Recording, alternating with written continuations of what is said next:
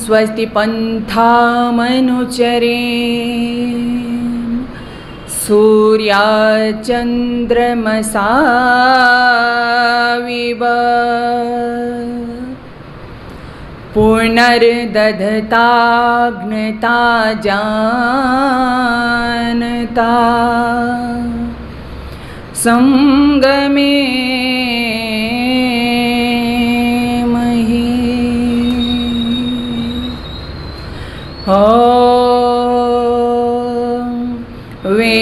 वेदाहमितं पुरुषं महन्तम् आदित्यवर्णं तमसा परस्तात् तमेव विदित्वा ते मृत्युमेति नान्यः पन्था विद्यते अनाय नान्यः पन्था विद्यते अनाय नान्यः पन्था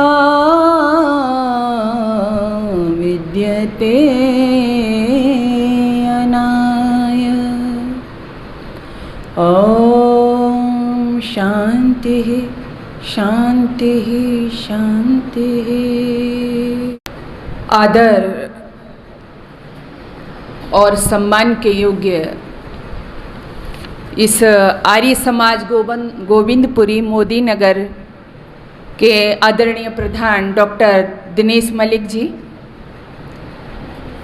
और संरक्षक ब्रजमोहन शर्मा, विश्वबंधु सचदेवा, सुनील जी, अजय, राजेश शायद उपस्थित नहीं हैं, और हमारे आर्य समाज गोविंदपुरी मोदी नगर की स्त्री समाज की संरक्षिका श्रीमती राजकुमारी मलिक जी, श्रीमती घनेश्वरी शर्मा प्रधाना, श्रीमती अनीता भाटिया जी मंत्री, श्रीमती शर्मिष्ठा जी कोषाध्यक्ष व सभी सदस्यगण, उपस्थित समस्त धर्माभिलाषी भद्र पुरुषों, माताओं, बहुत ही सुंदर कार्यक्रम का आयोजन इस आर्य समाज गोविंदपुरी के माध्यम से किया जा रहा है। और आज महिला सम्मेलन जिसमें हम थोड़ी सी चर्चा करेंगे। कई बार हम गाते हैं, जब राष्ट्रीय प्रार्थना बोली जाती है उसमें भी कहते हैं, आधार राष्ट्र की हो नारी सुभग सदा है। यानी इस राष्ट्र जीवन का आधार कोई है तो वो क्या है? नारी है। इस बात को मैं आगे बढ़ाते हुए हमारे आर्य समाज और इसका एक घोष या इसकी एक विचारधारा, या मैं कहूँ इसका एक सूत्र जो ऋषि दयानंद जी हमको देके गए और उस पर हम लोग काम कर रहे हैं, हर आर्य काम कर रहा है, वो क्या है? कृणवंतो विश्वमार्यम, यानी सारे संसार को आर्य बनाना। लेकिन मैं कहती हूं कि जो कृणवंतो विश्वमार्यम यानी सारे संसार को हम आर्य बनाने की जो बात करते हैं, उस परंपरा को यदि हम आगे बढ़ा सकते हैं या संस्कारों से संस्कारित संतानें यदि हम समाज में देना चाहते हैं तो इस सब में प्रबल भूमिका जब हम देखते हैं तो किसकी पाते हैं? एक नारी की पाते हैं, एक माँ की पाते हैं। क्यों? क्योंकि बिना नारी के, बिना माँ के ये सब हम पूरा नहीं कर सकते। अभी माँ की बात कही जा रही थी। माँ क्या है? कई बार जब मैं सोचती हूँ कि माँ क्या है तो मुझे भी लगता है कि शायद मैं शब्दों में नहीं बांध सकती। आपने भी बहुत सुना होगा, माँ की महिमा सुनी होगी, माँ के विषय में पढ़ा होगा, लेकिन मैं बस आपसे एक बात कहना चाहती हूँ कि माँ गूंगे का खाया गुड़ है, जिसे अनुभूत तो किया जा सकता है परंतु व्यक्त नहीं किया जा सकता। ऐसा क्यों है? कई बार हम देखते हैं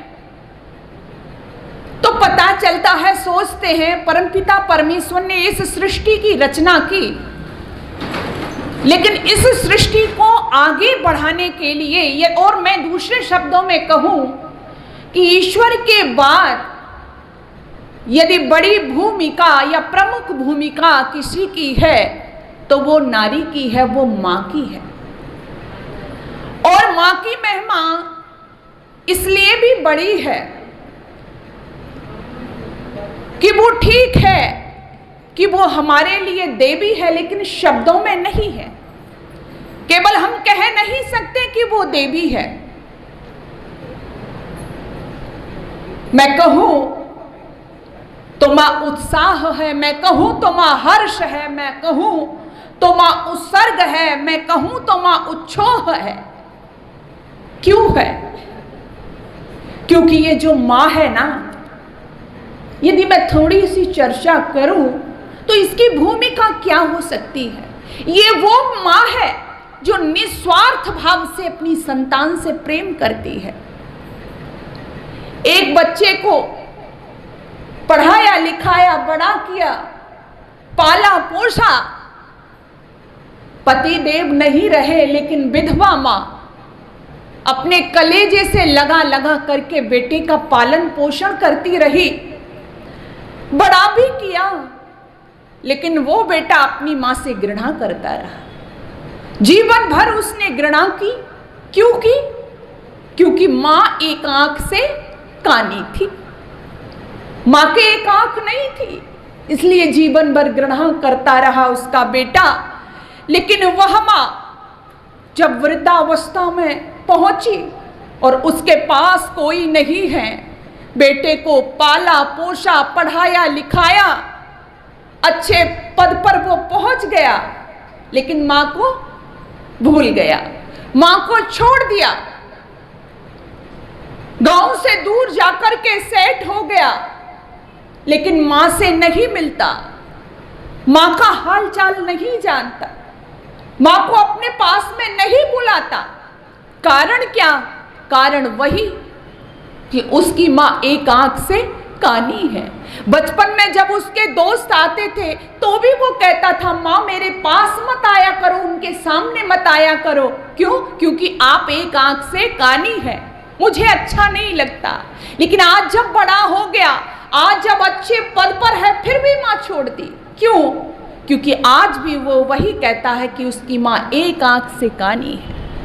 माँ को पता चला कि बेटा पढ़ लिख गया, अच्छे पद पर है, उससे संबंध काट लिया माँ, लेकिन माँ तो माँ होती है। पता चला विवाह भी कर लिया बेटे ने शहर में, और एक समय, कुछ समय बाद एक पुत्र की प्राप्ति भी हुई। माँ को पता चला, माँ ने फोन किया, कहा मैं तेरे पुत्र को देखना चाहती हूँ, अपने पोते से मिलना चाहती हूँ। बेटे का जो बहुत पहले जवाब था, आज भी वही जवाब बेटा देता है, कहता है नहीं माँ, आप यहाँ मत आ जाना, मेरे बच्चे डर जाएंगे, मेरी बीवी डर जाएगी। क्योंकि आप देखने में अच्छी नहीं लगती हो। आप एक आंख से कानी हो, मां मन मार करके रह गई। लेकिन कुछ समय धीरे धीरे व्यतीत हुआ। एक दिन वह आया कि मां इस दुनिया को छोड़ करके चली गई। मां दुनिया को छोड़ के चली गई।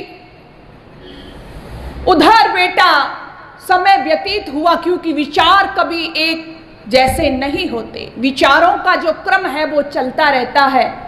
जब समय बीता तो आज उसको याद आया कि बहुत दिन हो गए अपने गांव नहीं गया। गांव से किसी ने इनवाइट किया, अच्छे पद पर है, उस विधवा बुढ़िया का बेटा, उसको बुला लिया जाए जिस कॉलेज में पढ़ा था। वो बेटा कहता है ठीक है, मैं जाना चाहता हूं, अपनी माँ से भी इस बहाने से मिल के आ जाऊंगा। लेकिन जब वो अपने गांव में आया देवियों, और अपने घर गया, तो क्या देखता है कि घर के बाहर एक ताला लटका हुआ है। पूछा मेरी माँ कहाँ है? तो पड़ोसियों ने बताया कि तेरी माँ तो इस दुनिया में नहीं है। तूने जीते जी अपनी माँ से कोई संबंध नहीं रखा, तू अंतिम संस्कार के लिए भी नहीं आया, तूने सारे संबंध खत्म कर लिए, सारे कांटेक्ट खत्म कर लिए। तेरे अड़ोसी पड़ोसियों ने ही तेरी माँ का अंतिम संस्कार किया। ताला तोड़ा, अंदर गया तो एक पत्र मिला जो माँ लिख करके गई थी। वो माँ उस पत्र में लिखती है कि बेटा, मैं आज इस दुनिया को छोड़ करके जा रही हूं, लेकिन मैं आज वो सच्चाई तुझे बताना चाहती हूं जिसके कारण तू मुझे जीवन भर घृणा की दृष्टि से देखता रहा, मुझसे तू घृणा करता रहा। तो बेटा, जब तू बहुत छोटा सा था ना, तो तू खेल रहा था, और खेल खेल में तेरी आंख को चोट आई, और चोट में तेरी आंख खराब हो गई। मैं दौड़ करके हॉस्पिटल लेकर के गई। डॉक्टर ने कहा कि अब तेरा बेटा केवल एक आंख से ही देखेगा। बेटा, मैं ये सब कैसे सहन करती। मैंने हाथ जोड़े, डॉक्टर से कहा नहीं, मेरे रहते मेरा बेटा एक आंख से नहीं देखेगा। डॉक्टर साहब, मेरी आंख मेरे बेटे की आंख में डाल दीजिए। डॉक्टर सहमत हो गया, और मैंने अपनी आंख को तेरी आंख में डलवा दिया, और उस दिन से मैं कानी हो गई। बेटा, मुझे आज भी इस बात की खुशी है कि आज भी मेरा बेटा दोनों आंखों से इस दुनिया को देख रहा है। बेटे पर रोने के सिवा और कोई चारा नहीं था। इसलिए मैंने कहा ना कि माँ माँ होती है, उसको शब्दों में परिभाषित नहीं किया जा सकता, शब्दों में बांधा नहीं जा सकता। इसलिए कहा कि नारी जो है, माँ जो है, वो राष्ट्र जीवन का आधार है। माँ के बिना हम श्रेष्ठ समाज की कल्पना नहीं कर सकते। माँ के बिना हम श्रेष्ठ समाज में श्रेष्ठ संतानें पैदा नहीं कर सकते। श्रेष्ठ संतति माँ के अभाव में नहीं आ सकती। लेकिन मुझसे पूर्व अभी भजन सुनाया जा रहा था कि वो हमारी माँ की भूमिका, वो हमारा ममत्व, वो हमारा स्वरूप धीरे धीरे हमसे छीन लिया गया, और एक मध्यकाल आया। उस मध्यकाल में क्या हुआ कि जो एक नारी थी, जो एक माँ थी, धीरे धीरे उससे जो उसके कर्म थे, जैसे कि यज्ञ करना, जैसे कि यज्ञोपवीत पहनना, जैसे कि गायत्री मंत्र बोलना, जैसे कि वेद मंत्रों का पाठ करना, धीरे धीरे ये सब उससे छीन लिए गए। क्यों छीन लिए गए? क्योंकि नारी ये सब नहीं कर सकती।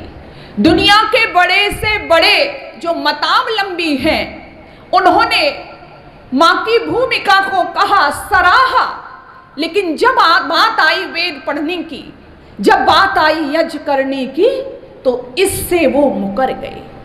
शंकराचार्य बहुत बड़े विद्वान हुए हैं, और जब आप उनकी जीवनी उठा करके पढ़ोगे तो शंकराचार्य जैसा विद्वान, और कैसा विद्वान कि जो सन्यासी बना, और सन्यासी जो उसका धर्म था उसको तोड़ते हुए, क्योंकि उसने अपनी माँ को एक वचन दिया था कि आपका अंतिम संस्कार मैं करूँगा, तो उस अपने वचन को निभाते हुए, अपने संन्यास धर्म को तोड़ते हुए अपने माँ के अंतिम संस्कार में आए। लेकिन जब उनसे भी बात की गई नारी के विषय में, तो उन्होंने भी नारी को नकार दिया।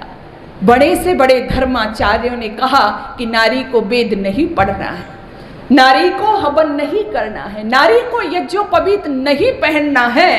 लेकिन मैं आपसे पूछना चाहती हूँ, आज बहुत लोग हैं ऐसे, वो कहते हैं कि हमने नारी को बड़ा अधिकार दिया है, हमने नारी को समान अधिकार दिया है, हम नारी के अधिकार की बात करते हैं। लेकिन यहाँ हम जितनी माताएं बहनें इकट्ठी हैं, मैं आपसे एक बात कहना चाहती हूँ, आप जितनी भी बुद्धिजीवी वर्ग महिलाएं यहाँ पर बैठी हुई हैं, मैं आपसे पूछना चाहती हूँ, आप नोट करिएगा, आप विचार करिएगा कि जो लोग कहते हैं कि उन्होंने समानाधिकार दिया, या जो लोग कहते हैं कि नारी को हमने आगे स्थान दिया, आप एक दृष्टि डालिए और दृष्टि डालिए इस धरती पर। किस पर? इस धरती पर, इस पूरे संसार में जितने भी ईसाई लोग हैं, उन ईसाइयों ने एक भी महिला को पोप की पदवी नहीं दी है। आप पढ़ी लिखी महिलाएं यहाँ पर बैठी हैं, एक भी ईसाई ने किसी भी महिला को पोप की पदवी नहीं दी है।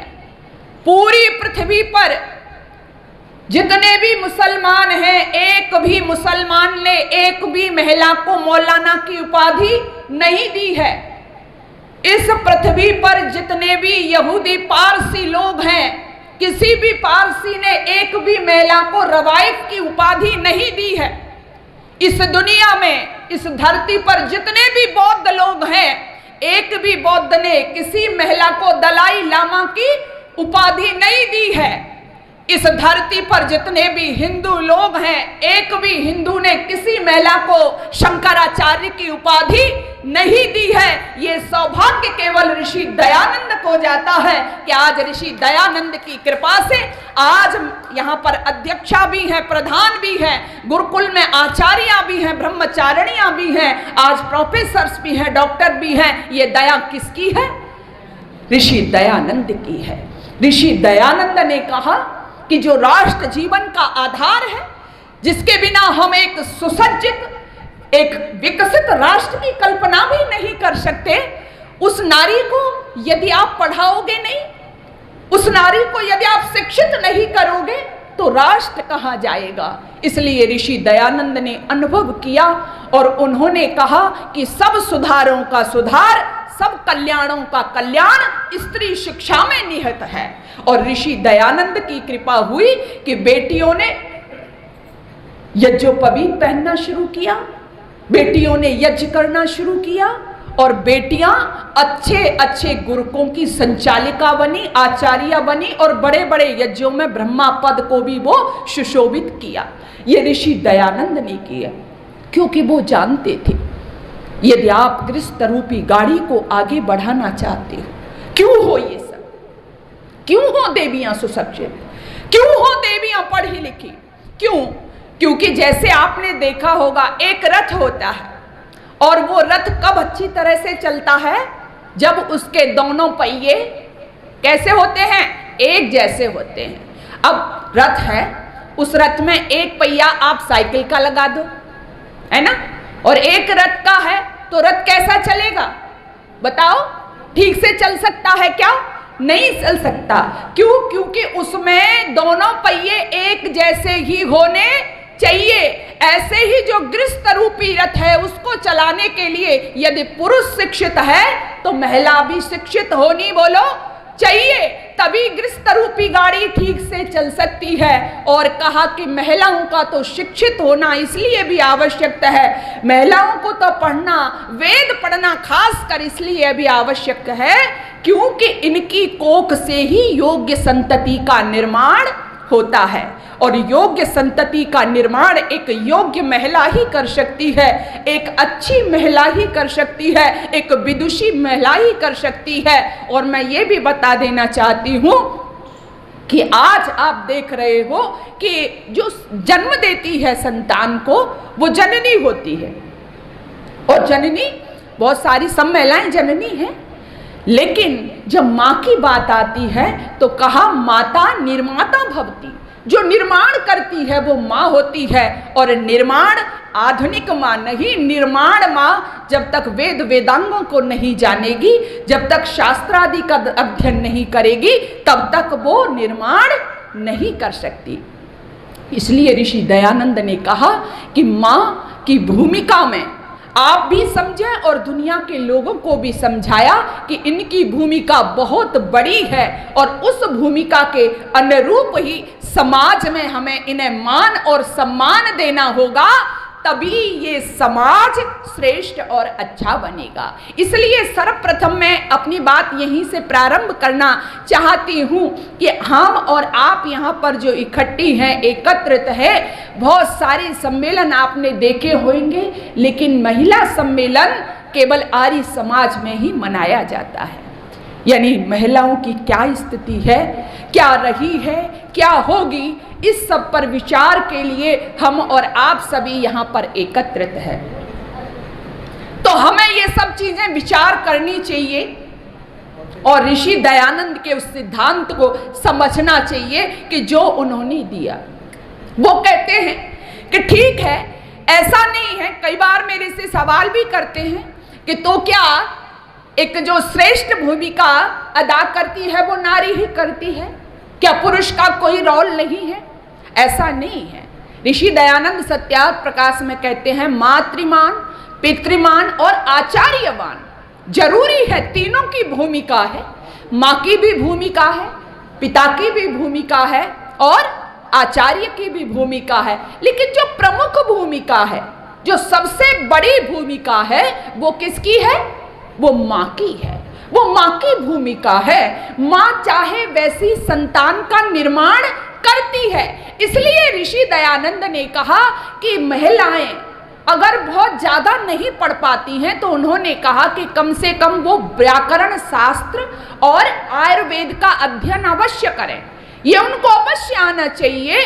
तो ऐसी माताएं जब होंगी तो वो क्या है, क्योंकि हमारे यहाँ बताया जाता था कि जिस समय बच्चा छोटा होता था तो ऋषि दयानंद ने एक पुस्तक भी लिखी थी, वर्ण उच्चारण शिक्षा, यानी जो वर्ण है उनका कैसे उच्चारण करना है। ये छोटा बच्चा जब होता है तभी उसको सब कुछ सिखा दिया जाता है। आयुर्वेद का भी ज्ञान, यानी जो पाकशाला होती है, रसोई में माताएं बहनें रहती हैं, कब क्या बनाना है, कैसे, क्यों, क्योंकि ये उनको जानकारी होगी तब ठीक से अपने बच्चों का, परिवार का, पति का, सास ससुर का, सबका वो अच्छे से ध्यान कर सकती हैं। तो ये दो शिक्षा उनके लिए बहुत जरूरी थी जो ऋषि दयानंद ने माताओं बहनों के लिए कहा। तो पहली जो बात मैं आपसे कहना चाहती हूँ कि आज हमने उस परंपरा को आगे बढ़ाया। कई बार कहते हैं अब तो बहुत जगह जगह गुरुकुल तो है ही, लेकिन महाविद्यालय भी हैं, विद्यालय भी हैं, जगह जगह बेटियां पढ़ रही हैं। भाई आज कम थोड़े ही हैं, आज तो जगह जगह स्कूल है। लेकिन इन्होंने एक और इस पे विषय लिखा हुआ है, कन्या गुरुकुलीय शिक्षा प्रणाली की आवश्यकता। तो इस विषय में भी कई बार जब बात करती हैं, मैं भी महिला महाविद्यालय में हूँ, वहाँ पर बेटियाँ पढ़ती हैं, तो कई बार कहा जाता है कि गुरुकुलीय शिक्षा की क्या आवश्यकता है। आप जितनी माताएं बहनें यहाँ पर बैठी हुई हैं, मैं आपसे दो चार बात करना चाहती हूँ। आज आप देख रहे हैं, आज शिक्षा जिसको हम कह रहे हैं, मुझे लगता है कि अगर आप सर्वे करें, हर घर में कोई बेटी नहीं है कि जो आज पढ़ नहीं रही है। विचार करना जरा, किसी की बहन बेटी नहीं है जो आज नहीं पढ़ रही है।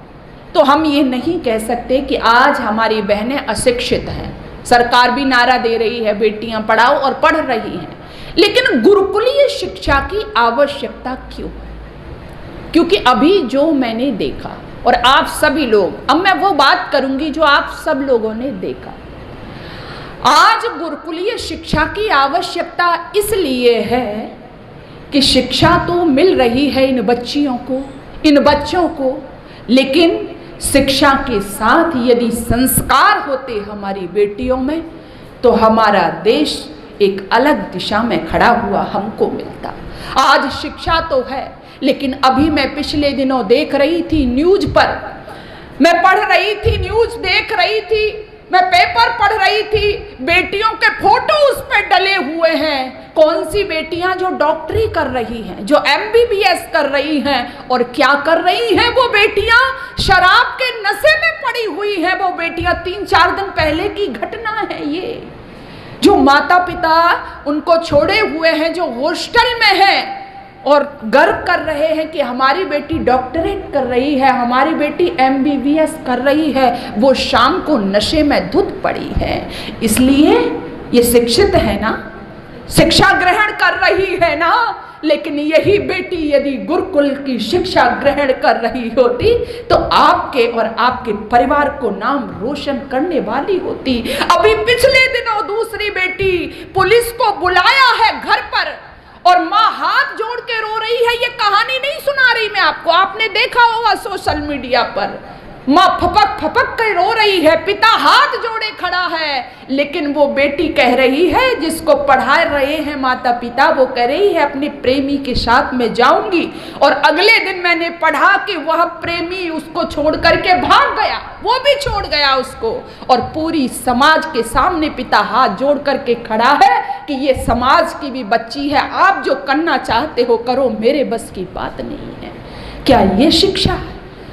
क्या इस शिक्षा व्यवस्था के लिए ऋषि दयानंद ने कहा था? क्या ये शिक्षा जरूरी है आज समाज में? इसलिए मैंने बहुत लोगों से सुना कि बेटियां कुछ ज्यादा ही बढ़ गई हैं, बेटियां बंधन में थी, ये दुख का कारण था, बेटियों को उनका शोषण होता था, ये दुख का कारण था। लेकिन आज बेटियां इस स्थिति में पहुंच जाएंगी। शराब सिगरेट का धुआं उड़ाती हुई बेटियां, अर्धनग्न कपड़ों में अपनी तस्वीर पेश करती हुई बेटियां आज माता पिता के लिए गौरव नहीं, वो लज्जा का विषय बनी हुई है। इसलिए गुरुकुल शिक्षा की आवश्यकता है। जहां गुरुकुल में शिक्षित होती हैं बेटियां, वहां शिक्षा के साथ साथ संस्कार भी उनको दिए जाते हैं। आप देखिए गुरुकुल की बेटियों को आज इस समाज में ये चल रहा है। आधुनिकता के नाम पर मैं कहा करती हूँ, ऐसी बेटियां, इस देश की बेटी तो वो थी कि समय समय पर जो शिक्षित भी थी और संस्कार युक्त भी थी, जो माँ थी, माँ ने जिन बच्चों का निर्माण किया था, मम्मी नहीं थी देवियों, माँ थी, और माँ से वो निर्माण हुई बेटियां जब पिता भी अपनी दिशा भ्रमित हुए तो उस पिता को भी राह पर लाई, पिता का भी मान ऊंचा किया। कौन भूल सकता है कृष्णा कुमारी को, कौन भूल सकता है राणा की बेटी चंपा को। ये बेटियां आज भी ऐसे चमक रही हैं जैसे नक्षत्र में तारे चमकते हैं, नक्षत्र में तारे चमकते हैं। इसलिए आज हमें जो शिक्षा व्यवस्था चल रही है, इसमें हमें बदलाव की जरूरत है। आज जो सह शिक्षा चल रही है, ऋषि दयानंद ने तो ये कहा था कि जहां बेटियों की पाठशाला हो, बेटों की पाठशाला हो, तो उसमें आप एक साथ रहने की बात कर रहे हो, लेकिन उन्होंने कहा कि 5 साल का बच्चा या 5 साल की बच्ची भी एक दूसरे की पाठशाला में नहीं जाने पाए। ऐसा क्यों कहा? क्या उनका दिमाग खराब था? क्या हमारे ऋषि महर्षियों को पता नहीं था? पता था, लेकिन आप शिक्षित महिलाएं यहाँ पर बैठी हुई हैं, ये प्रकृति का नियम है, ये प्रकृति का नियम है, ये साइंस का सिद्धांत है कि जो विपरीत लिंग होता है उसके प्रति आकर्षण की प्रवृत्ति सहज होती है। और वो आकर्षण आप देख रहे हो, जो सह शिक्षा के रूप में आप देख रहे हो कि जब साथ साथ में इस तरह से हमारी बालिकाएं पढ़ती हैं, बच्चे पढ़ते हैं और संस्कार नहीं है, तो जो समाज में आप गंदगी देख रहे हो वो उसी का परिणाम है। इसलिए कहा था कि जो गुरुकुलीय शिक्षा है, बेटों के गुरुकुल अलग हों और बेटियों के गुरुकुल अलग हों, उसमें आचार्य पढ़ाएं और उसमें आचार्य पढ़ाएं। ऐसी बच्चियों का निर्माण जब होता था, ऐसी बच्ची जब सुशिक्षित होकर के निकलती थी तो वो आभूषणों से आभूषित होती थी। ये वाले आभूषण नहीं थे जो आज हम और आप धारण करते हैं, वो संस्कारों के आभूषण थे।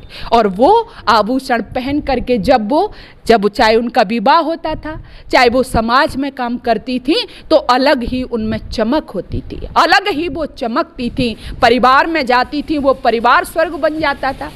आज मैंने देखा कि बहुत से लोग हैं, बहुत से बच्चे हैं, बहुत सी बच्चियां हैं, पढ़ रहे हैं, अच्छी पढ़ाई कर रहे हैं, लेकिन पढ़ाई के साथ साथ मैंने देखा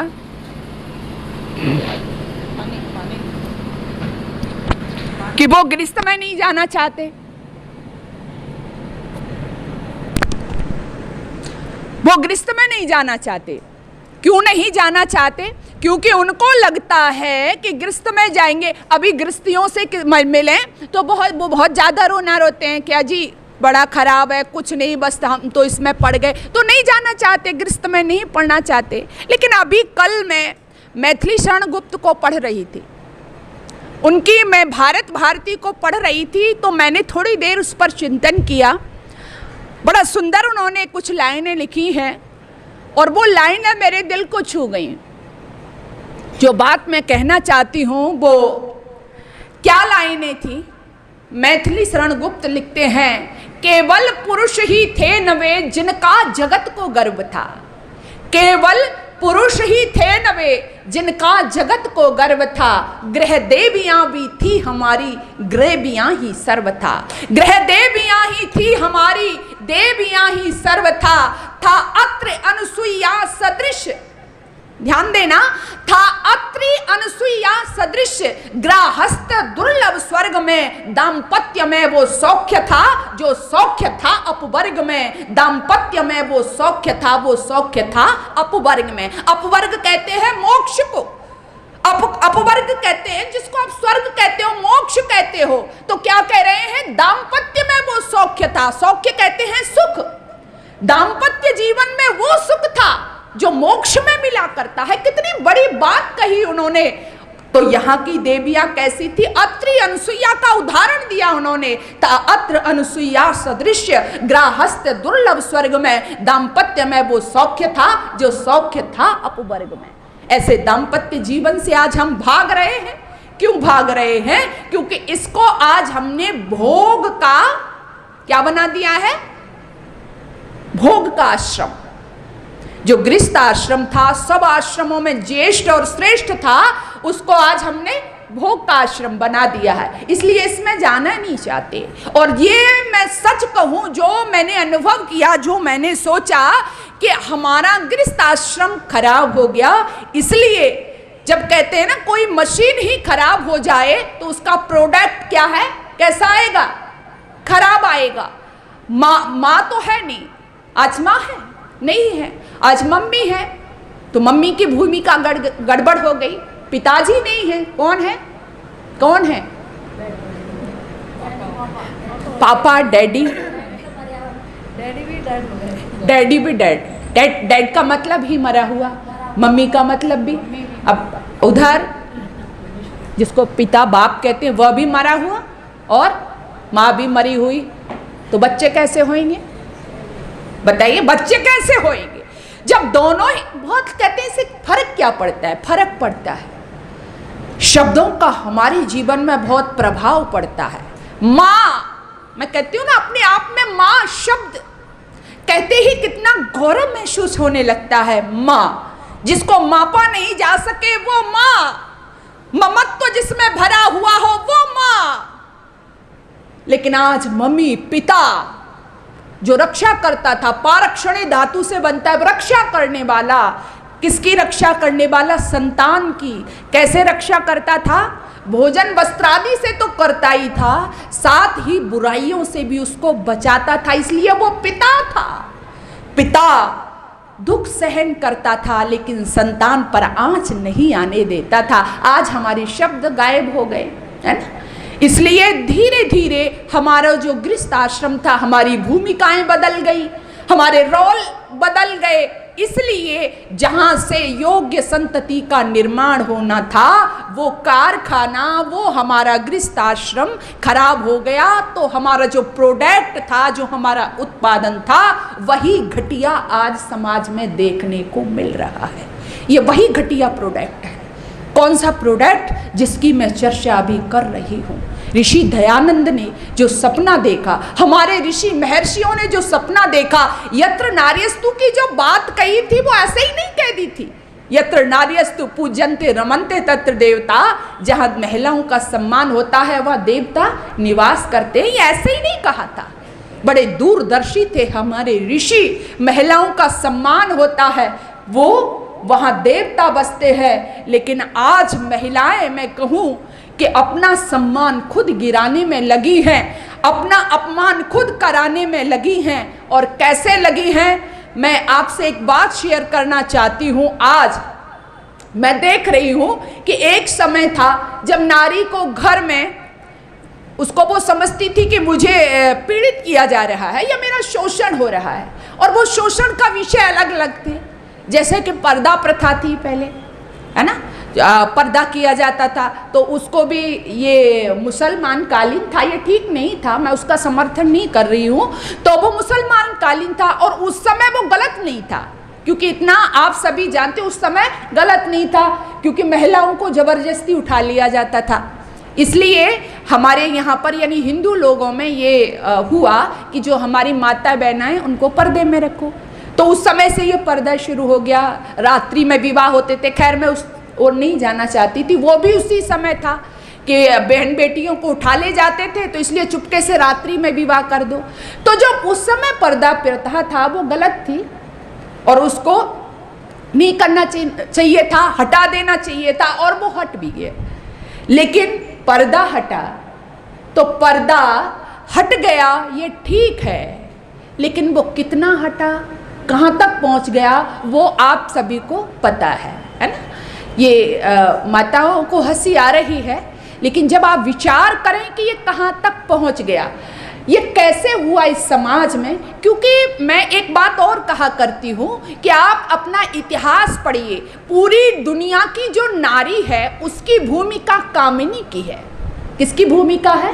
कामिनी की है। लेकिन इस देश की जो नारी है उसकी भूमिका माँ की है। वो पूरी दुनिया में माँ की भूमिका में ही पूजनीय है। लेकिन आज आप उस कामिनी वाली दिशा में चल पड़ी हो, आज आप उस पश्चिमी सभ्यता की हवा में चल पड़ी हो। इसलिए देवियों, आप अपने सम्मान को खोती जा रही हो।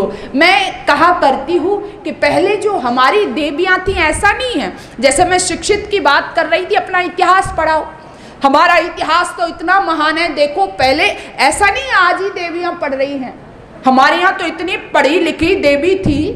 विदुषी गार्गी को भूल सकती हैं आप, है ना। देखो माताजी कह रही है विदुषी गार्गी की कोई तुलना है। शास्त्रार्थ किया और कहा कि मैं 3 प्रश्न पूछूंगी। जो मिथिला में जाकर के गर्जी कहा 3 प्रश्न मैं पूछूंगी और मेरे 3 प्रश्नों का यदि सही जवाब मिल जाता है तो फिर इनको कोई हराने वाला नहीं है। ये रुतबा था आपका। आपका रुतबा तलवारों पर था। तलवार जब उठती थी इस नारी की तो कांप जाते थे दुश्मन। रानी लक्ष्मी को कोई भूल सकता है क्या? आज भी गाते हैं बुंदेले हर बोलों के मोह हमने सुनी कहानी, खूब लड़ी मर्दानी। वो साहस छोटे से बेटे को पीठ से बांध करके, आज हम माताओं पर्स लेकर के तो चल सकते हैं, लेकिन पेट अपनी कमर से बेटे को बांध करके और दोनों हाथों से तलवार बजाना, ये आपका रुतबा था, ये आपका गौरव था। कौन भूल सकता है उस नीरा आर्या के शौर्य को जो मर गई, जिसके अंतिम समय में मैं क्या कहूँ आपसे, इतिहास पढ़िए, स्तन तक काट डाले, लेकिन फिर भी वो झुकी नहीं। देश के लिए लड़के मर गई, देश के लिए बलिदान कर गई। उसके शौर्य को हर एक पीढ़ी नमन करेगी। कौन भूल सकता है? ये आपका इतिहास था, ये आपका रुतबा था। आपका रुतबा क्या था जानना चाहती हो? पढ़ो महाभारत माता कुंती को। जिस समय कृष्ण संधि प्रस्ताव लेकर के गए और संधि प्रस्ताव को नहीं माना, ठुकरा दिया गया, तो वो फिर कहते हैं कि मैं अपनी बुआ जो लगती थी कुंती उनकी, कि अपनी बुआ से मिलके चलता हूँ। तो कुंती से मिलने के लिए आए और आकर के कहा कि बुआ कोई संदेश देना चाहती हो, अपने बेटों से कुछ कहना चाहती हो? तो उस समय मैं कह रही हूं ना, आपकी भूमिका क्या है? क्यों सर्वोपर मां की भूमिका है? आपका रुतबा क्या था? देखना चाहती हो तो देखिए कुंती के रूप में। मां कुंती कहती है भगवान श्री कृष्ण से कि मेरे पुत्रों से कह देना कि स्त्रियां सिहनियां जिस दिन के लिए लालों को जन्म देती हैं वह समय आ गया है। जना करती हैं जिस दिन के लिए संतान माताएं, मेरे पुत्रों से कह देना कि वह दिन आ गया बेटा जहां में कायरों की भांति रोने गिड़गिड़ाने से किसी को हक मिला भी है, भला तो क्या मिला बेटा। ऐसी जब शिक्षा देती है कि मेरे भीम अर्जुन से कह देना, और वो संतान फिर आगे बढ़ चढ़ करके धर्म की खातिर युद्ध लड़ती है। ये आपका रुतबा था। वो स्वाभिमान देखिए मां विद्यावती का। ऐसी स्थिति परिस्थिति में हर कोई रोने लगता है, लेकिन वो मां, मैं कह रही थी ना, मां का ममत्व होता है, मां के हृदय में ममता का सागर होता है। लेकिन आप दूसरा रूप भी देखिए स्वाभिमान की प्रतीक उस मां विद्योतमा को कि पुत्र फांसी के फंदे पर झूलने वाला है, लेकिन वो उसको पूरा प्रोग्राम ही चेंज कर दिया मां ने। आप विचार करते ही सिहर उठते हैं। जिस वृद्धा मां का बेटा फांसी के फंदे पर जाने वाला हो और वह वृद्धा मां कह रही हो कि नहीं नहीं मेरे बेटे की तो शादी हो रही है। लोग तो ये कहने लगे थे कि मां पागल हो गई है, क्योंकि जब व्यक्ति बहुत ज्यादा किसी शौक में मोह में आ जाता है तो उसकी कंडीशन ऐसी हो जाती है। लोगों ने कहा पागल हो गई है मां, जिसका बेटा फांसी के तख्ते पर चढ़ने वाला है, फांसी के फंदे जिसके गले में पड़ने वाला है। वो मां कह रही है मेरे बेटे की शादी हो रही है।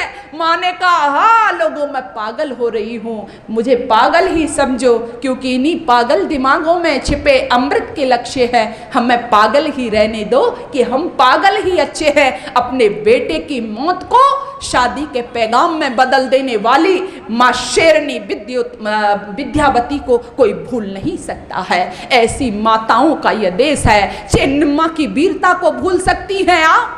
पद्मिनी के त्याग को भूल सकती हैं आप? मैं बहुत सारे उदाहरण आपको दे सकती हूँ और दे रही हूँ। क्यों दे रही हूँ कि ये माताएं अनपढ़ नहीं थी, ये माताएं शिक्षित थी, लेकिन शिक्षा के साथ साथ इनमें संस्कार भी थे। जहाँ शिक्षा के साथ संस्कार होते हैं वो देवियाँ पूरी दुनिया में पूजी जाती हैं, और संस्कारों को छोड़ करके जो केवल शिक्षा ग्रहण करती हैं और आज की जो बेटियाँ कर रही हैं, ये एक दिन समाज में दुखदाई हो जाया करती हैं और फिर समाज कहता है कि ये बेटियाँ कुछ ज़्यादा ही बढ़ गई हैं। इसलिए मैं आपसे दर्द अनुभव जो मैंने सीखा, जो मैं समाज में देख रही हूँ, मेरी उम्र बहुत ज़्यादा नहीं है, लेकिन आप जो देख रहे हो आजकल समाज में, वो वेदना मैं आपके सामने व्यक्त कर रही हूँ, वो विचार मैं आपके समक्ष रख रही हूँ। क्यों गुरुकुलीय शिक्षा की आवश्यकता है? यदि गुरुकुलों में आपकी बेटियाँ पढ़ेंगी तो वो वैद्यक भी बनेंगी।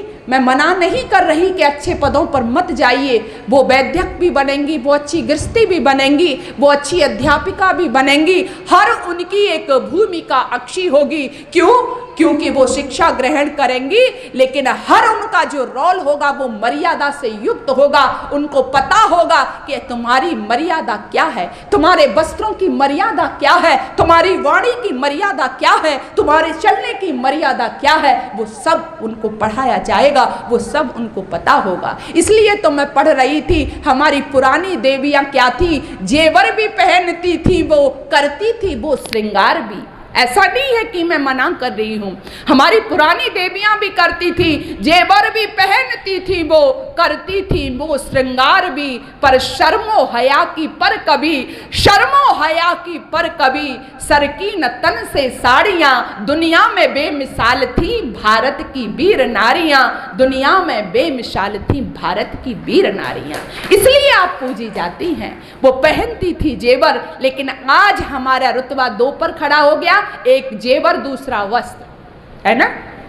हमारा रुतबा हम किससे दिखाते हैं? किससे दिखाते हैं? जेवर।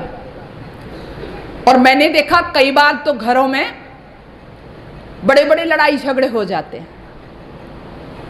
अभी पिछले दिनों एक त्योहार गया जो भारतवर्ष में बड़ी तेजी से बढ़ता जा रहा है। कौन सा? करवा चौथ, है ना।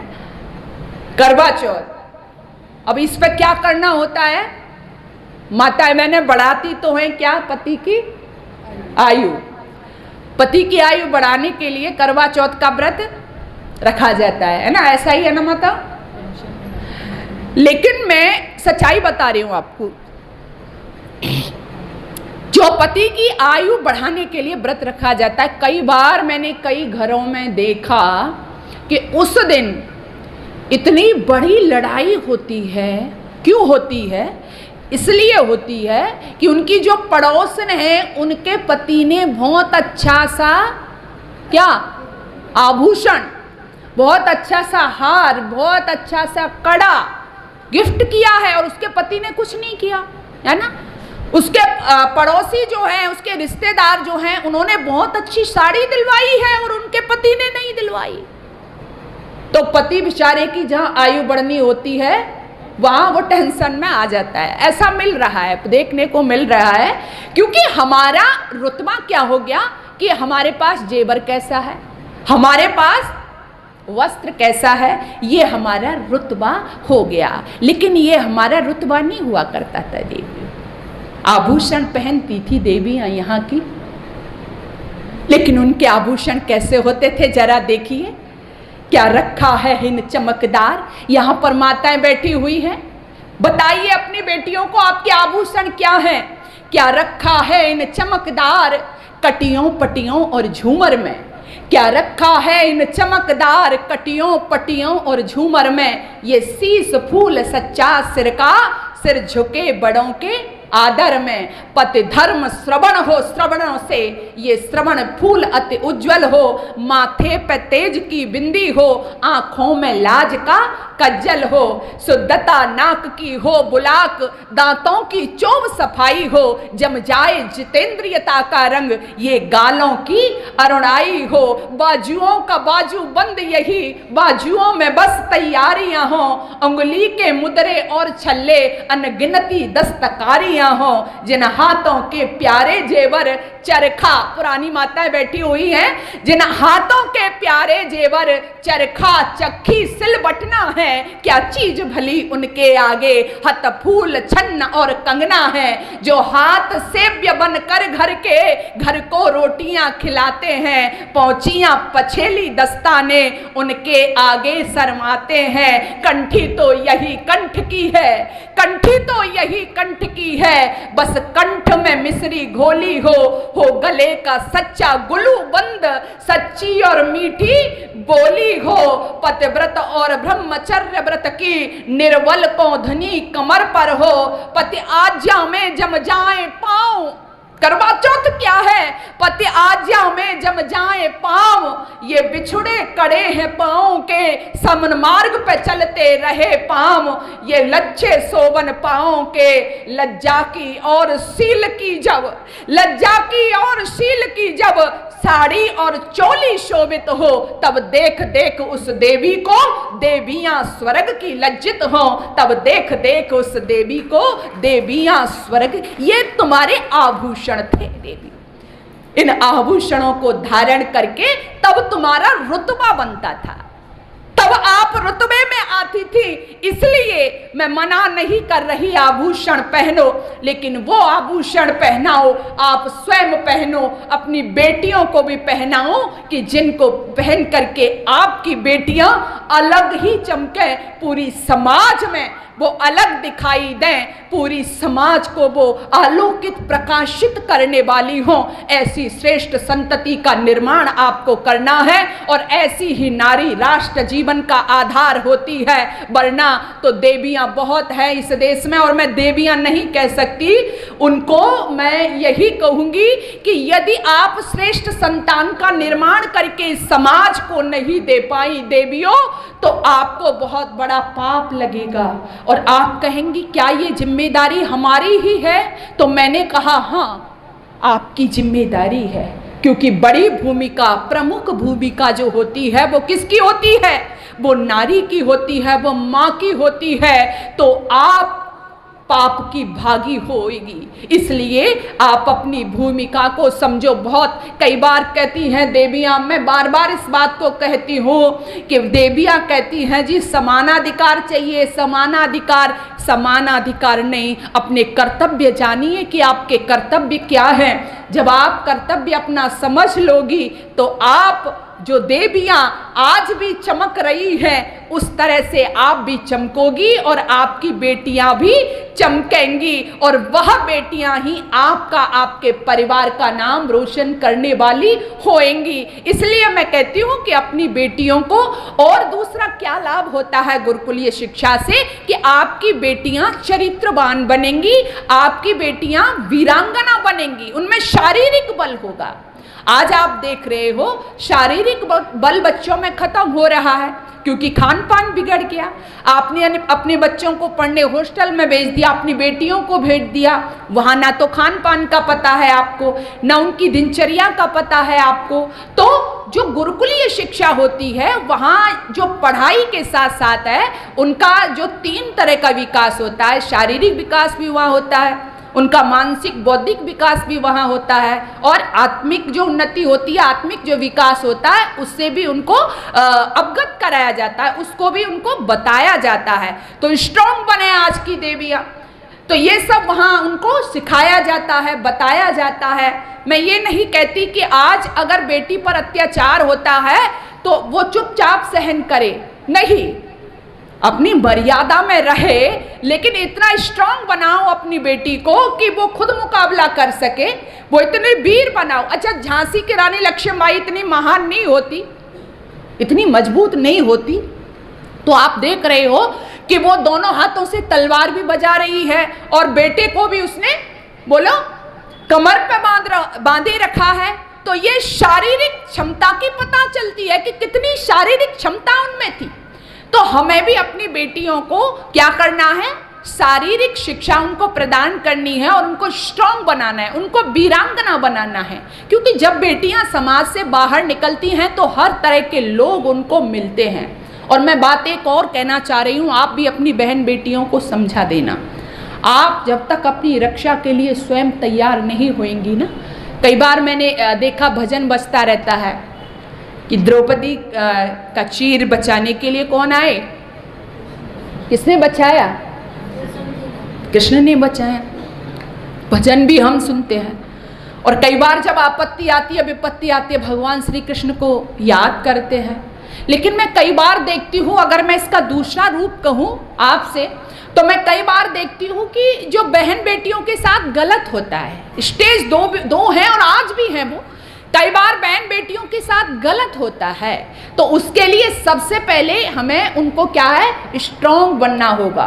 क्योंकि समाज में आज नारी शिक्षित है, पढ़ रही है, घर से बाहर भी जा रही है। आपकी बेटी सही है, आपकी बेटी अच्छी है, लेकिन जरूरी तो नहीं है कि सामने वाला ठीक है, जरूरी तो नहीं है। हर एक बेटी तो गंदी नहीं है ना, हर एक बेटी तो खराब नहीं है ना। लेकिन ऐसी बेटी जब समाज में बाहर जा रही है तो उसको हर तरह के लोग मिलेंगे, तो फिर क्या करना है। तो मैं आपसे एक सूत्र रूप में बात कहना चाहती हूँ, दुर्योधन है, दुशासन है, उस समय जो था वो आज भी है। एक बात मैं और कहना चाहती हूँ, क्योंकि 2 वृत्तियाँ चलती हैं समाज में, 2 वृत्तियाँ, कौन सी, एक आसुरी वृत्ति और एक दैवीय वृत्ति। और ये दोनों वृत्ति दोनों ही में पाई जाती है, यानी नारी में भी और नर में भी, महिला में भी, पुरुष में भी। कौन कौन सी, आसुरी वृत्ति और कौन सी बताई मैंने, दैवीय वृत्ति। तो ऐसा नहीं है कि ये जो दोनों वृत्तियां हैं दोनों में है, और जिसमें ज्यादा मात्रा में हो जाती है, मान लीजिए आसुरी वृत्ति ज्यादा हो गई तो क्या हो गया, वो बेकार हो गया। दैवीय वृत्ति ज्यादा हो गई तो वो ज्यादा हो गया। और ये हर युग में चलती है। जैसे हम कहते हैं ना आज कलयुग है, कई बार कहते हैं जी कलयुग है, इसमें तो सब बुराई बुरा हो रहा है, पुरुष भी बेकार, लड़कियां भी बेकार, महिला भी बेकार, बड़े बूढ़े भी बिगड़ गए। क्यों, क्योंकि कलयुग है। तो ऐसा नहीं है, आप त्रेता में देखो, हर में देखो, हर में ये प्रवृत्तियां हैं। जो राम के पास गई, तुम सम पुरुषन मोसम नारी, पढ़ी है ना रामायण, कौन गई, चुपड़ खा गई ना। तुम सम पुरुष न मौसम नारी, ये संयोग विद रचा विचारी। तो दैवीय वृत्ति थी उसके अंदर, बताओ दैवीय वृत्ति थी? नहीं, आसुरी वृत्ति थी ना। तो बहुत सारे उदाहरण हमको ऐसे मिल जाते हैं। लेकिन जो बात मैं कहना चाहती हूं, यदि दैवीय वृत्ति हमारे अंदर ज्यादा मात्रा में हो जाती है, और ये होती कब है? जब वेद के अनुसार हम अपने जीवन को चलाते हैं। चाहे पुरुष हो चाहे स्त्री हो, जो वेद के अनुसार नहीं चलता है वो असुर है। और उसके अंदर जो आसुरी प्रवृत्ति है, जो राक्षसी प्रवृत्ति है, वो पनप जाती है और वो धीरे धीरे समाज में अवनति के मार्ग पर चला जाता है। तो इसलिए मैं कहना चाहती हूं कि आप अपनी बेटियों को समझाइए, बताइए कि वो अच्छी हैं, उनके अंदर दैवीय वृत्ति है, लेकिन समाज में उसको कई तरह के लोग मिलेंगे। कैसे? जो उस समय थे, द्रौपदी को जिन्होंने अपमानित किया, मां सीता को भी जिन्होंने परेशान किया, तो फिर आपको क्या करना है? दुर्योधन है, दुशासन है, पग पग पर बन अवरोध करे। आप अच्छी है, भूमिका अच्छी है, लेकिन दुर्योधन है, दुशासन है, पग पग पर बन अवरोध करे। कुछ कुटिल काल के अनुयायी हैं, शकुनी से शैतान बड़े। कोमल सी सुंदर मूरत को कर देंगे पल में तार तार, मन के सारे श्रृंगारों को कर देंगे क्षण में छार छार। तू रण चंडी का रूप धार, खन खन तलवारों के मध्य उठे, खन खन चूड़ी के मध्य उठे तलवारों के अद्भुत प्रहार। अरे पानी तक ना मांग सके जो तुम पर आंख उठाएगा। अब तुम स्वयं अपना चीर बना लो, कृष्ण कहां तक आएगा। अब तुम खुद अपना चीर बचा लो, कृष्ण कहां तक आएगा। अब तुम कब बचा सकती हो? जब आप स्ट्रांग होगी, जब आप अपनी बेटियों को वीरांगना बनाओगी। तो इसलिए आज गुरुकुलीय शिक्षा की आवश्यकता है। गुरुकुल में ये सब पढ़ाया जाता है, नहीं तो हमारे घरों में माँ की भूमिका खराब हो गई। अब बच्चे स्ट्रांग कैसे बने? कैसे बने? बच्चे स्कूल जा रहे हैं और माताजी टिफिन में क्या दे रही है? क्या दे रही है टिफिन में? ब्रेड सेक के दे रही है, पास्ता चाहिए है ना, मैगी चाहिए, नूडल्स चाहिए। ऐसा ही है ना, या गलत कह रही हूँ कुछ? ऐसा ही है, उनके टिफिन में ये जा रहा है। तो आपके बच्चे कैसे बनेंगे बताइए? मूर्ति तो हनुमान जी की रखे रहते हो, है ना, मूर्ति हनुमान जी की लगी है। अच्छा, हनुमान जी ने कभी पिज्जा बर्गर टेस्ट किया था? रामायण तो थोड़ा बहुत पढ़ लेती होंगी ना माता जी, कहीं आया है ऐसा प्रसंग? नहीं आया। तो ये सब कब होगा? इसलिए मैं बार बार वही बात दोहरा रही हूं कि हम अपने घरों को भी ठीक करें, अपने घरों की व्यवस्था अच्छी करें। और इसलिए मैंने शुरू में दो बात कही थी कि कब ठीक होएंगी। ऋषि दयानंद ने क्या कहा था कि माता कम से कम कुछ न पढ़ सके तो दो चीज पढ़े, व्याकरण शास्त्र और वैद्यक यानी आयुर्वेद। वो जानती हो माता, तो अगर वो आयुर्वेद जानेगी तो वो अपने बच्चे को किस तरह से इसका शारीरिक विकास हो इस बात को समझेगी और उसी तरह का उसको भोजन बोलो देगी। और उस तरह का भोजन होगा तो बच्चे, अच्छा राम ने कभी मैगी खाई? कभी खाई? हम बात तो राम की करते हैं, हम बात तो कृष्ण की करते हैं। अच्छा, कृष्ण ने क्या खाया? राम के बाद में कृष्ण हुए ना, मैं कृष्ण की बात करती हूँ, मैं तो कृष्ण की नगरी से ही आई हूँ। क्या खाया कृष्ण ने? माखन। और आपके बच्चे, आपके बच्चे है मक्खन।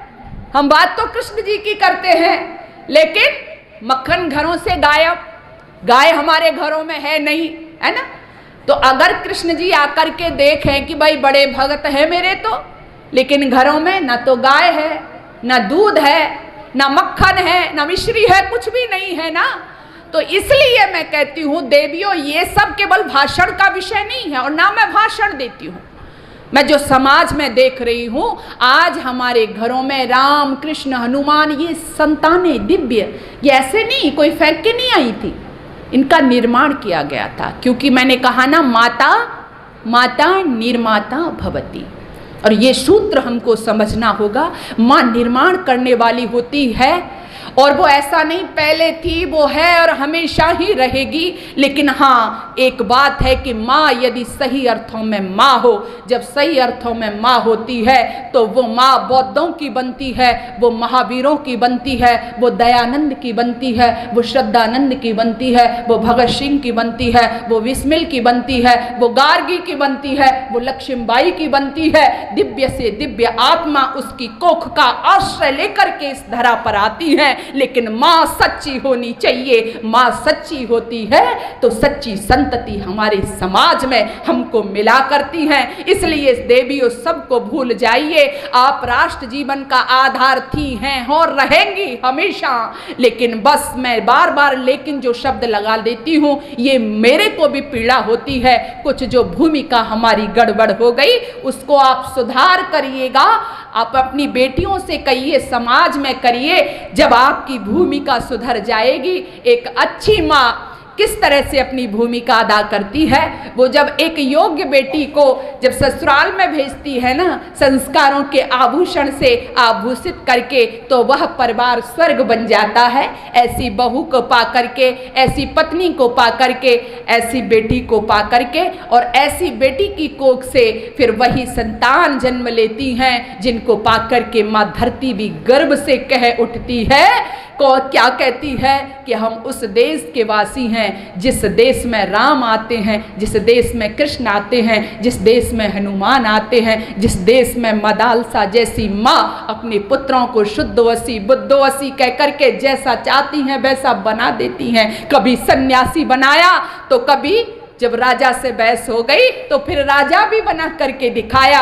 यानी माँ के हाथ में भूमिका होती थी। तो उस भूमिका को हम समझें और फिर से हमें ज़्यादा भटकने की आवश्यकता नहीं है। बस एक भूमिका को हम संभाल लें।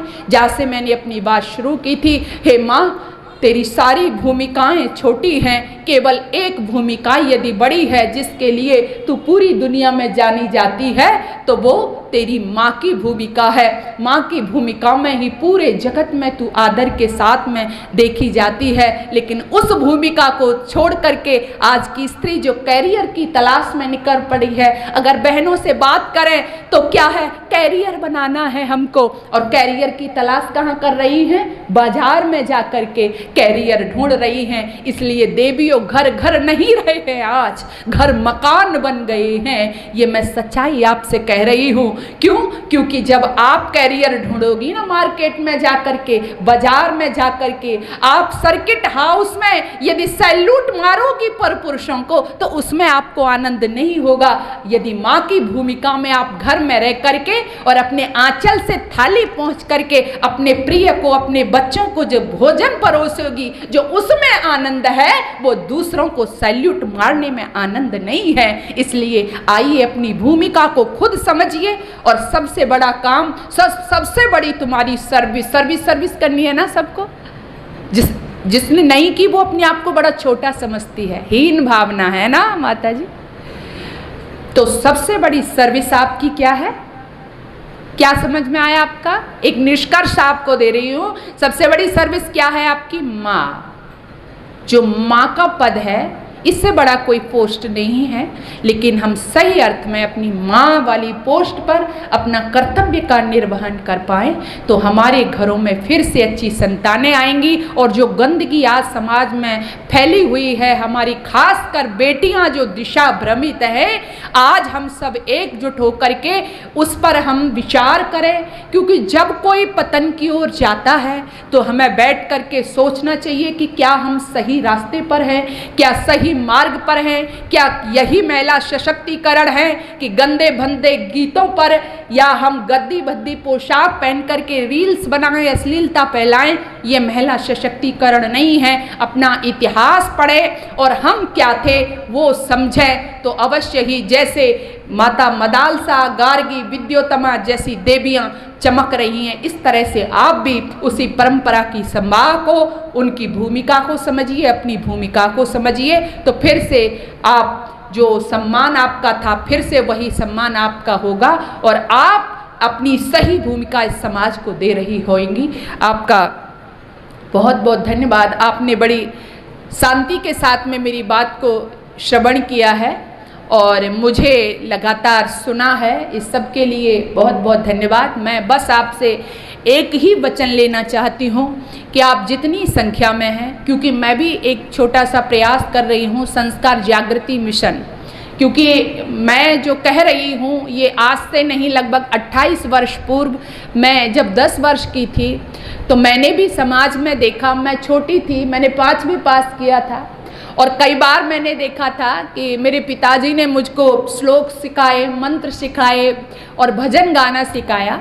तो मैं छोटे छोटे बच्चों को देखती थी, उनके मुंह से गंदे गाने, फिल्मी गाने और ऐसे गाने जिनका आप कोई अर्थ नहीं, उस बच्चे के जीवन से कोई मतलब नहीं।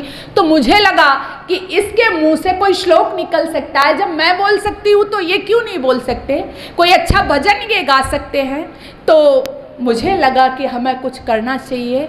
तो मैंने एक सहारा लिया, एक माध्यम बनाया कि हम ऐसे समाज का निर्माण करें कि जहाँ संस्कार ही संस्कार बच्चों को दिए जाएं। तो मैं आप सबसे भी ये वचन लेना चाहती हूँ कि माताओं, आप जिस भूमिका में हैं, आप उस भूमिका में अपनी जिम्मेदारी निभाइए। और सबसे जो संस्कारों की बात मैंने कही, वो संस्कार अपनी संतान को दीजिए। अब आप एक प्रश्न यहाँ पर और हो जाएगा कि क्या वो संस्कार आप गुट्टी के रूप में बांटती हैं? क्या आपके पास कोई शीशी है जिसको हम ले जाएं और बच्चों को पिला दें? तो ऐसा नहीं है। संस्कार 16 संस्कारों का विधान जो हमारे ऋषियों ने किया था, तो 15 संस्कार बच्चे के किए जाते थे और वो संस्कार था जिसके द्वारा बच्चा बनाया जाता था, समय समय पर उसको घेरा जाता था ताकि वो अवगुणों से बचा रह सके। तो वो प्रक्रिया जो ऋषि दयानंद ने हमको संस्कार विधि के रूप में दी। तो आप मेरे चैनल भी हैं, उससे आप जुड़ सकती हैं। फेसबुक पर भी मेरा पेज है, चैनल भी है यूट्यूब पर। तो आप अपनी भूमिका मेरे साथ जुड़ करके हम ऐसे समाज का निर्माण करें जहां बच्चे श्लोक गा रहे हों, जहां बच्चे मंत्र बोल रहे हों, जहां बच्चे भजन गा रहे हों, और इस गंदगी को दूर हटाते हुए ऐसा मेरा थोड़ा सा प्रयास है कि हम ऐसी समाज का निर्माण करें जिस समाज में राम आए, कृष्ण आए, तो आज क्यों नहीं हो सकता। तो आपकी भूमिका की बहुत ज़रूरत है उसमें। तो हम अपने घरों से ही उसका प्रारंभ करें। कहते हैं ना कि पहले हम दूसरे पर करते हैं, तो हम स्वयं से प्रारंभ करें। अपने आपके बच्चे जहाँ पढ़ रहे हैं, चलो गुरुकुल में नहीं, आपके कॉलेज में पढ़ रहे हैं, जहाँ भी हैं, तो हम वहीं से अपना सुधार करना शुरू करें। आप अपने बच्चों से पूछें, मैं किसी व्यक्तिगत नहीं बात कर रही, मुझे नहीं पता, लेकिन आप स्वयं सोचो, अगर आपके बच्चे से कहा जाए कि कोई गीता का एक श्लोक सुना सकता है, तो आप स्वयं अपना उत्तर अपने आप दीजिए, आपके बच्चे सुना पाएंगे? या कहें कि कोई वेद का मंत्र तो सुना पाएंगे? या कहें कोई चौपाई सुनाओ, सुना पाएंगे? या कहें कोई भजन सुनाओ तो सुना पाएंगे? तो इसमें गलती बच्चे की रहेगी या आपकी? बोलो, इसमें गलती बच्चे की या आपकी? बोलो। स्वीकार किया ना आपने, तो वो गलती हम समय रहते दूर करेंगे। और इसके विपरीत, क्योंकि मेरा समय हो गया है, इसके विपरीत अगर आप दूसरे लोगों से पूछेंगे तो उनके बच्चे चोटी रखेंगे, टोपी लगाएंगे और कुरान की आयत भी सुनाएंगे आपको। देखना, वो समय ते आप देखो, जब उनका समय होगा वो उस समय के अनुरूप कहाँ जाएंगे? कहाँ जाएंगे? समझ गई ना? कहाँ जाएंगे? वो मस्जिद में जाएंगे, वो नमाज पढ़ेंगे। लेकिन आपके बच्चों पे समय ही नहीं है कि वो हवन में जाएं, मंदिर में जाएं, नहीं समय है ना। तो इसलिए आत्मावलोकन करें और हम अपनी जिम्मेदारी को समझें। मैं बार बार इसी पर जोर देती हूँ। तो निराशा की बात नहीं है, हम श्रेष्ठ समाज का निर्माण कर पाएंगे और श्रेष्ठ संतति भी इस समाज को दे पाएंगे। राष्ट्र जीवन का आधार नारी होती है और उसमें जो गुरुकुलीय शिक्षा व्यवस्था हो जाती है तो बस बहुत जल्दी हमारा समाज एक नए मार्ग पर, उन्नति के मार्ग पर और सुसंस्कारित मार्ग पर चल पड़ता है। तो उस सब के लिए हम और आप प्रयासरत हैं और उस भूमिका को हम निराश नहीं होने देंगे। ऐसा हम इस आज के महिला सम्मेलन में एक दूसरे से वचन करते हैं, जहाँ भी अपनी भूमिका है उसको अच्छे से निभाएंगे। तो सभी का बहुत बहुत धन्यवाद।